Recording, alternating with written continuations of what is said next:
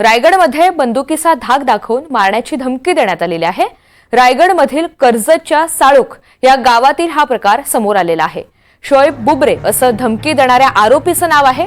ठेकेदाराच्या छातीवर बंदूक धरून मारण्याची थेट धमकी देण्यात आली।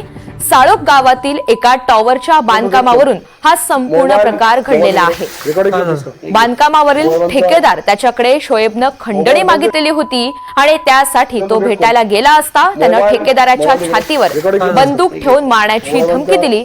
या संपूर्ण प्रकरणामध्ये गुन्हा दाखल झालाय। महबूब जमादार या सगळ्या संदर्भात आपल्याला अधिकची माहिती देणार आहेत। महबूब, खंडणीचं हे प्रकरण असल्याचं समजतंय। सध्या पोलिसांच्या तपासात नेमकी काय माहिती समोर आली आहे? या ठिकाणी हे मोबाईल टावरचं काम सुरू होतं नेरळ पोलीस स्टेशन हद्दीमधील या साळोख गावात। आणि याचं काम अगोदर जो आरोपी आहे बुबेरे याला ते काम भेटलं होतं, पण काही कारणामुळे ते काम त्याच्या हातातून निघून गेलं, शोएबच्या हातातून। आणि नंतर दुसऱ्याला जे काम भेटलं तर त्यामुळे त्या रागातून हा जो आहे जो आरोपी आहे याने सदर ठेकेदाराला बंदूकचा धाक दाखवून त्याच्याकडून खंडणी मागायचा पूर्ण हा प्रयत्न होता।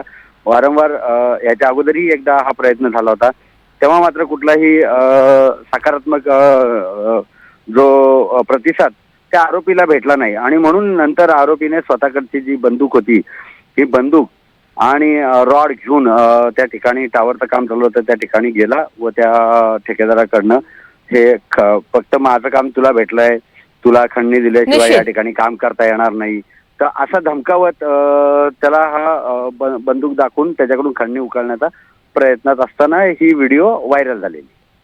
धन्यवाद सविस्तर माहितीसाठी।